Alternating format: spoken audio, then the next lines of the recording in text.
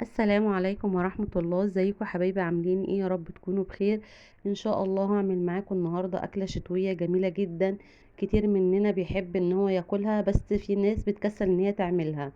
عندي هنا القلقاس، هعمله لكم بطريقة سهلة جدا، وازاي ان انت تغسليه بطريقة سهلة وبسيطة، وتطبخيه كده حاجة بسم الله ما شاء الله في 5 دقايق. ومن بعد الفيديو دوت مش هتكسلي تعمليه خالص.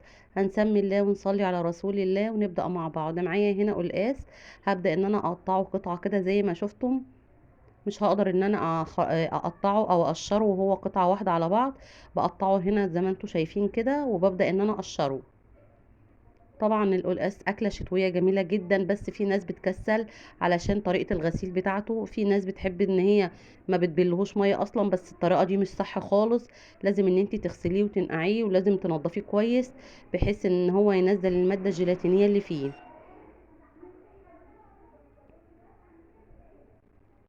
هنا خلاص كده خلصت تقشير معايا. هبدأ بقى ان انا اعمله كده صوابع، واقطعه مكعبات صغيره.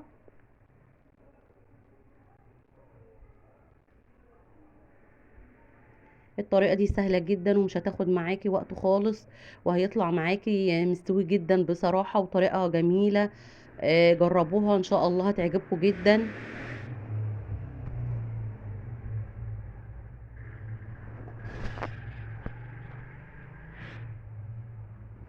هنا خلاص خلصت كده تقطيعه. بصوا هنا بقى مكعبات كده بسيطة خالص، ما فيهاش اي صعوبة. ببدأ بقى كده ان انا انقعه في مية مغلية. بنزل عليه بمية مغلية واسيبه منقوع حوالي نص ساعة او ساعة. لازم تنقعيه في مية سخنة، بحيث ان المادة اللزجة اللي فيه ديت بتنزل من المية السخنة. بتنقعيه وبعد كده بتبدأي ان انت كده تغسليه. بصوا هنا كده المادة اللي هي الجيلاتينية اللي فيه كده بدأت تنزل مع المية السخنة. بصفي المية دي من عليه خلاص، وابدأ اغسله بملح ابيض خشن. بغسله حوالي كده مرة او مرتين بملح ابيض خشن، وخلاص كده وبغسله بمية وخلاص واصفيه. هنا جهزت الصلصة بتاعت القلقاس. بحط هنا طماطم وعليها بصل وتوم وفلفل والبهارات بتاعتك، وبتتسبك مع بعض. بتنزلي عليها هنا بالقلقاس. بس اهم حاجه ان انت لما تحطي القلقاس ما تحاوليش ان انت تقلبيه خالص غير لما بيبدأ يستوي. اللهم بارك، شكله تحفه وروعه. خلاص هنا القلقاس استوى معايا بكل سهوله وما خدش مني وقت خالص، وحاجه كده سهله وبسيطه واكله جميله. بصوا هنا ما شاء الله زبده، ما شاء الله استوى بسرعه، وطريقه كده حلوه قوي وجميله. ان شاء الله لو جربتوها تعجبكم جدا.